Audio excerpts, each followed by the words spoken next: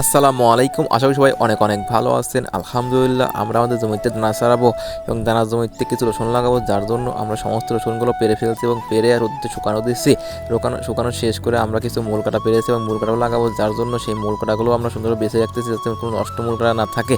তারপর আমরা সুন্দরভাবে রসুনগুলো শুকানো শেষ করে আমরা চলে আসলাম আমাদের জমিতে এবং জমিতে এসে সুন্দরভাবে আমরা টিলার নিয়ে এসে চাষ করতেছি এবং চাষ করা শেষ করে তারপর আমরা জমিটা সুন্দরভাবে সমান করবো এবং সমান করা শেষে আমরা রসুন এবং দানাগুলো নিয়ে আসে আমরা এই জমিতে লাগানো শুরু করব। এরই মধ্যে আমাদের জমিটা চাষ করা শেষ হয়ে গেছে। তারপর আমরা চলে আসলাম আমাদের জমিতে রসুন এবং দানা ছাড়ানোর জন্য। প্রথমে আমরা সুন্দরভাবে লাঙল টেনে নিয়েছি এবং তারপর আমরা রসুনগুলো লাগাচ্ছি এবং রসুন লাগানো শেষ করে আমরা এক কলম মই দেওয়া শেষ করে সুন্দরভাবে আমরা দানা ছাড়াবো এবং তার আগে আমরা কিছু মুরগাটা বেছে রাখছি এবং সেই মুরগাগুলো নিয়ে আমাদের জমিতে চলে যেতে হবে।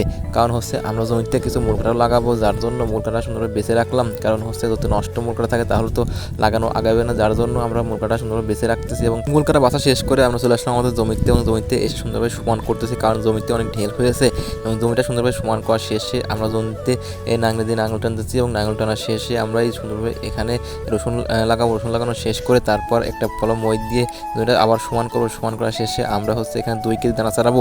তবে আরেকটা কথা আমাদের এই রসুন লাগাতে প্রায় বিকেল গড়িয়ে সন্ধ্যা হয়, তবুও আমরা আমাদের জমিতে রসুন লাগিয়ে শেষ করেছি এবং রসুন লাগানো শেষ করে তারপর দানা ছাড়িয়ে আমরা সন্ধ্যার দিকে পানি সেচ প্রয়োগ করে জমিতে চলে যাই। সবাই ভালো থাকবেন এবং আমাদের জন্য দোয়া করবেন, আমাদের ফসলের বেশি বরকত দান করে। আসসালামু আলাইকুম রহমতুল্লাহি বারাকাতুহু।